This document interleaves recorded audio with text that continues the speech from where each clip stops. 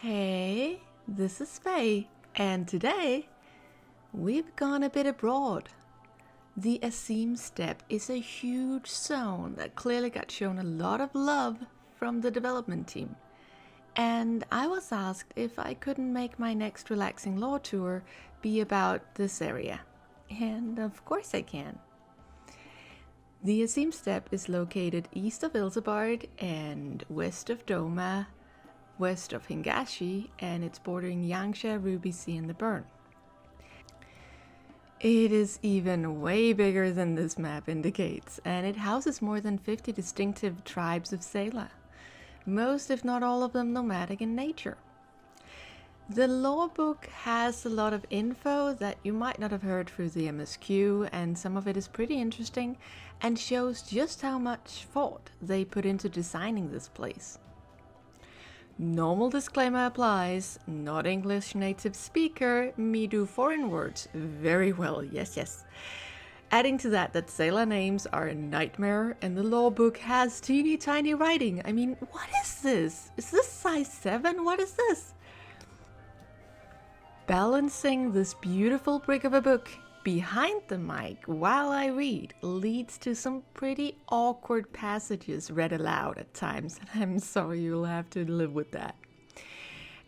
Otherwise, just feel free to kick up your feet, relax, and enjoy while we take a relaxing tour of the Azim Steppe. The Azim Steppe, the vast plains of northern Orfard, are home to countless tribes of nomadic Sela.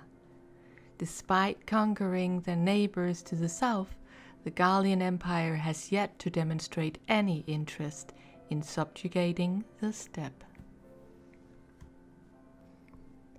The Sea of Blades.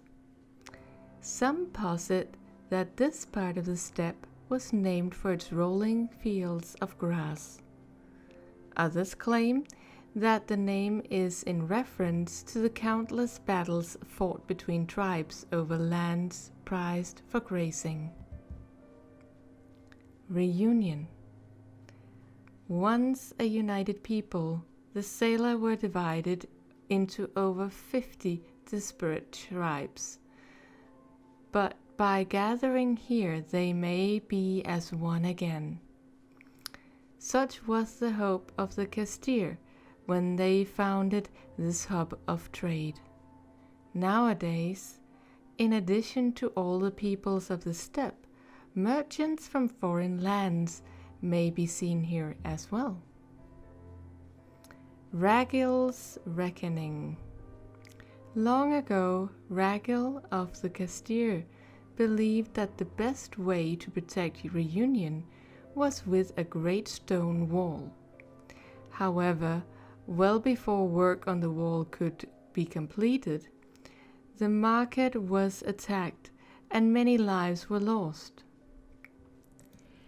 In response, the Castir revised their plans and set about constructing a more modest wall that encompassed a smaller area and took advantage of Reunion's natural defenses. Kakol Ilo. Shortly after the settlement of the Kakol was destroyed by the Buduga, the weakened tribe suffered further hardship when its remaining population was decimated by disease. Ironically, some of the scattered survivors are said to be living among the Buduga. Mol Ilo.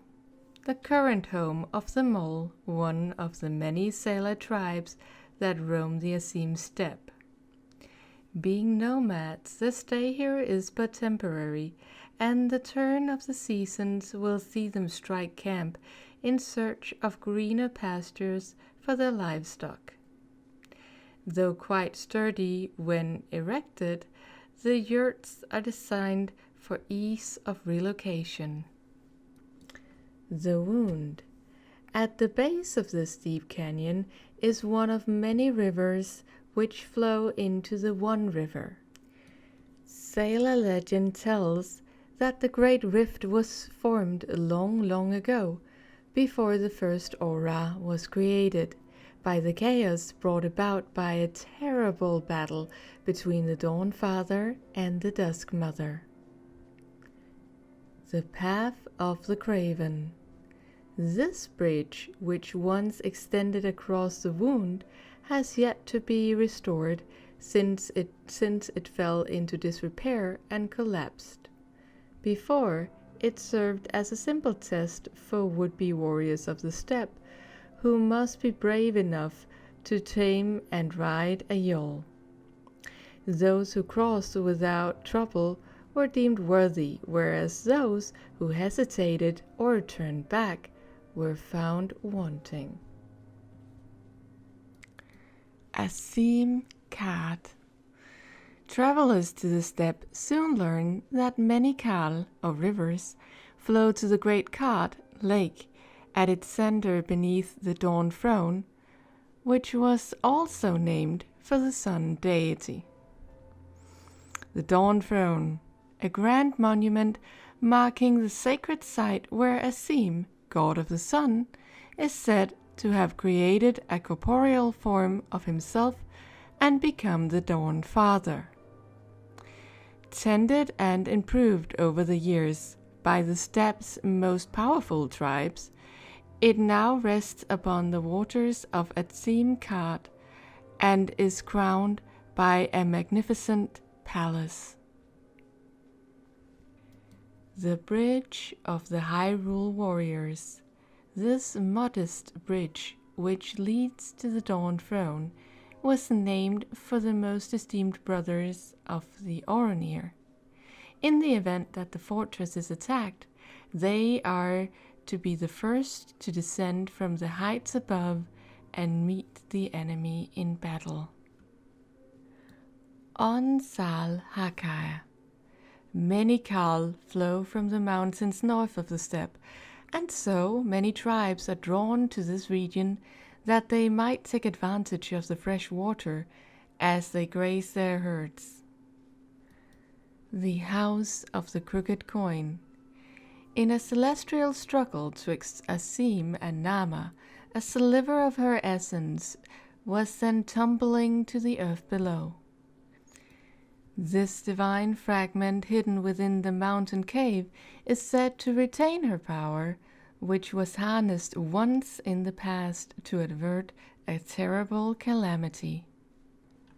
Moonrise.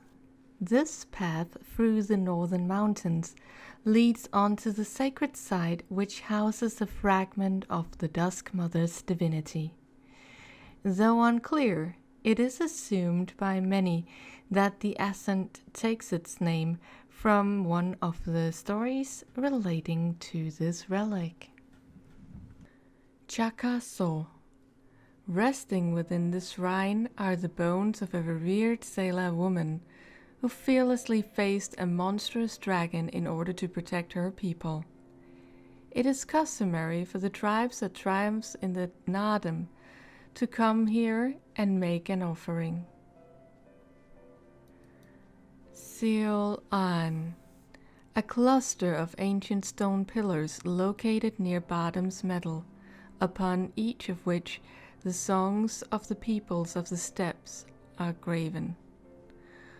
Although the pillars' placement may appear haphazard, when the wind blows through them, they are said to come alive with the melodies from ages past. Bottom's Medal.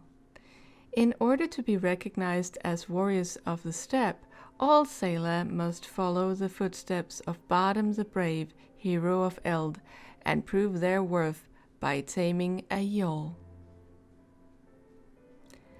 The Towering Still. The winds of the steppe break upon these towering cliffs, which extends across the western edge of the region. In truth, the Azim Steppe extends far beyond this mountain range, though few outsiders have journeyed beyond and laid eyes on the lands, much less met the tribes which call them home. The Uyagia Caves. The former home of the Uyagia is said to have been created by the winds of the steppe, which bore a hole into the rock and formed the cave systems. At present, a race of elephant-like beings named Matanga have claimed them as their abode. The 101 Revelations. As the Uyagia themselves tell it, they live within the caves to make amends for the sins of their forebears, who, in their hubris, strove to subjugate all creation. As punishment, the gods unleashed a plague of enormous beetles upon them. That their children might never forget, their ancestors moved into the cave and upon its walls painted murals telling of their misdeeds. Kirel Elo.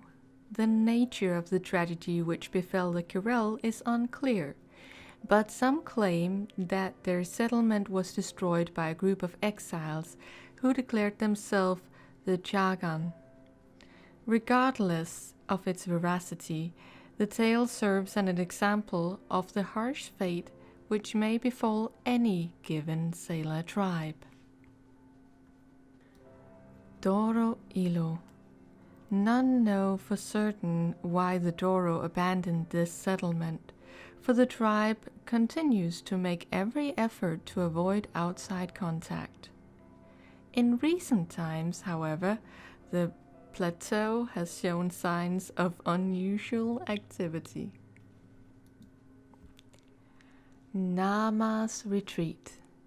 As one journeys further southwest, he will find the grasslands gradually give way to sand and desert.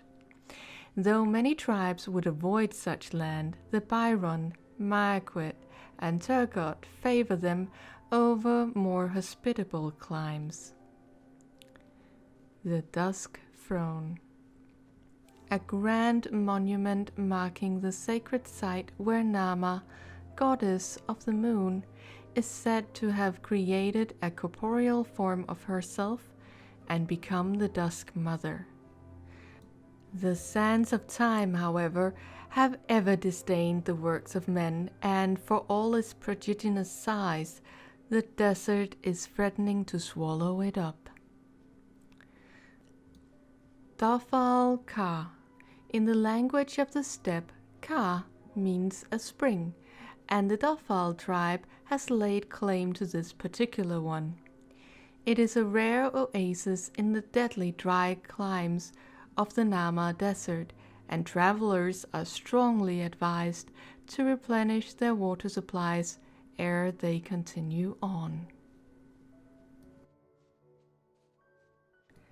So, this concludes our tour of the Azim Steppe, but if you found this interesting, then do poke me if you'd maybe like me to read through the 50 tribes. Some of them are stranger than you might think. I hope you enjoyed this, and if you have suggestions for where the relaxing lore tours should venture next, then I would love to hear from you. Thank you so much for watching, and have a really great day. Bye!